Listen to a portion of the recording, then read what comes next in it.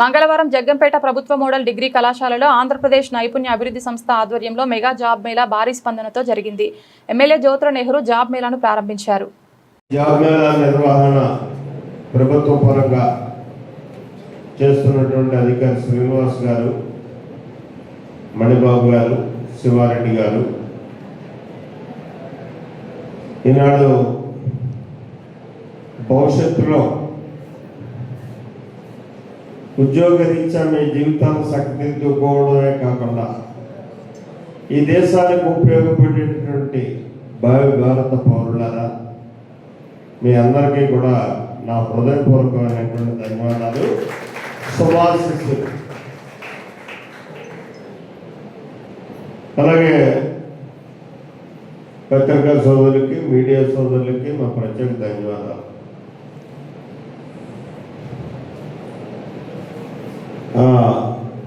తిరుమల తిరుపతి వెంకటేశ్వర స్వామి అందరికీ కూడా మీ ఉద్యోగ అన్వేషణలో సక్సెస్ అయి మీరందరూ ఉద్యోగాలు పొందే విధంగా ఆశీర్వదించాలని కూడా మనస్ఫూర్తిగా కోరుకుంటూ, ముఖ్యంగా ఈరోజు ఇక్కడికి 16 కంపెనీలు వచ్చాయి. ఇది ప్రభుత్వ పరంగా జరిగే జాబ్ మేళా. ఈ జాబ్ మేళాలో ఇప్పుడు మనం మీ అందరిలోనూ కూడా ఒక ఆలోచన ఉండాలి. వచ్చిన అవకాశాన్ని అందిపుచ్చుకోవాలి. అందిపుచ్చుకున్నటువంటి అవకాశం ద్వారా అంచెలుగా ఎదగాలి అనేటటువంటి ఆలోచన ఉండాలి తప్పించి వెంటనే మనకి 1 లక్ష రూపాయల ఫ్యాకల్టీతో ఉద్యోగం రావాలి, ఒక ఏసీ రూమ్లో కూర్చుని నేను చదువుకున్నటువంటి చదువుకి ఉద్యోగం చేయాలి అనేటటువంటి ఆలోచన ఉండటం మంచిది కాదు.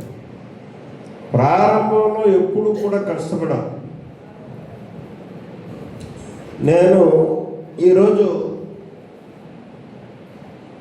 ఈ స్థాయిలో ఉండి మాట్లాడగలుగుతున్నాను అంటే ఈ కృషి 47 సంవత్సరాల కృషి.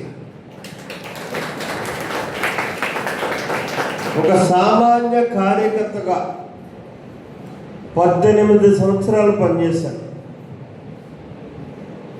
అప్పుడు అవకాశం వచ్చింది, అందిపుచ్చుకున్నాను. అంచెలంచెలుగా ఈ స్థాయికి రాగలిగాను. అంటే ప్రతి మనిషి కూడా అవకాశం వచ్చినప్పుడు అందిపుచ్చుకోగలిగితే అతను ఏ స్థాయి కన్నా వెళ్ళడానికి అవకాశం ఉంటుంది. ఇవాళ ఒక నాదెండ్ల కానీ ఇలాంటి వాళ్ళు ఎవరు మనం తీసుకున్నా సరే ప్రతి ఒక్కరు కూడా కృషి ఫలితంగా ఎదిగినటువంటి వ్యక్తులే. టాటా హిస్టరీ మనం చూసుకున్నట్టయితే బంకులో ఆయిల్ కొట్టే బాయ్గా జీవితాన్ని ప్రారంభించి ఈవేళ ప్రపంచాన్ని శాసించే స్థాయికి, అది కూడా ఎక్కడ కూడా సేవా నిరతను వదలకుండా, క్వాలిటీని కాంప్రమైజ్ కాకుండా తన సంస్థలన్నీ కూడా పనిచేయించగలిగేటటువంటి వ్యవస్థగా తయారైంది టాటా కంపెనీ. ఉన్నాయి, పెరుగుతూ ఉంటాయి, పొంగుల్లో పెరుగుతాయి, తరుగుతూ ఉంటాయి. మన దేశంలో గర్వంగా చెప్పుకోగలిగింది టాటా. ఆ స్థాయికి మనం ఎందుకు వెళ్ళకూడదు అనేటటువంటి ఆలోచన మనలో ఉండాలి. కానీ అది అధిక ఆశ కాకూడదు. మనం ఎప్పుడు కూడా మనం ఎస్టిమేట్ చేసుకోవాలి. మన స్థాయిని బట్టి మన నడవడిక ఉండాలి. ఆ నడవడికను బట్టి మీరు ఎదిగేటటువంటి పరిస్థితులు ఉంటాయి. జాబ్ మేళాలు పెడుతున్నాం మనం మెగా జాబ్ మేళా పెట్టాం. అక్కడ సుమారు 450 మంది దాకా ఎంపికయ్యారన్నమాట. సగం మంది వెళ్తారు అక్కడికి. ఎందుకంటే జీవితం సరిపోతానో, దూరం అయిపోయిందనో, మనకు పరిధి జగ్గంపేట పరిధిలోనే మనకు ఉద్యోగం రావాలి. జగ్గంపేట పరిధిలో ఉద్యోగం రావాలంటే పరిశ్రమలు కావాలి. మనకి ఇక్కడ ఉన్నది లింగుమంటే ఒకటే ఉంది, దేవి సీ ఫుడ్స్. నిజంగా మన పరిధిలో ఉన్నటువంటి ఇండస్ట్రీ. అదే ఎంతమందిని మనం అక్కడ అకామిడేట్ చేయగలుగుతాం? ఏ స్థాయిలో ఉద్యోగాలు అక్కడ వస్తాయి?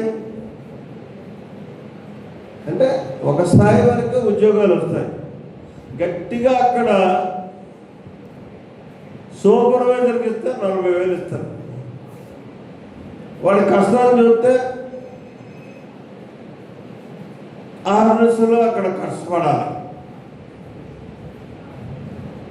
అలా కాకుండా ఎక్కడ ఉద్యోగం వచ్చినా సరే మనం అందిపుచ్చుకుని వెళ్ళాల్సినటువంటి అవసరం ఉంది. ఇది కొద్ది రోజులు మాత్రమే. మీకు మనకు 6 మాసాల నుంచి ఒక 6 మాసాలు పోయిన తర్వాత చూసుకుంటే మన విశాఖ ఎకనామిక్ జోన్లో రాష్ట్రం అంతా మనం ఆలోచన చేయక్కర్లా. మనకు ఉన్నటువంటి ఎకనామిక్ జోను విశాఖ. ఈ విశాఖ ఎకనామిక్ జోన్లో సుమారు 2 లక్షల ఉద్యోగాలు పైబడి 6 మాసాల నుంచి రావడం ప్రారంభిస్తాయి. అక్కడి నుంచి మీరు అందరూ కూడా అందులోకి అకామిడేట్ అయ్యేటటువంటి అవకాశాలు దొరుకుతాయి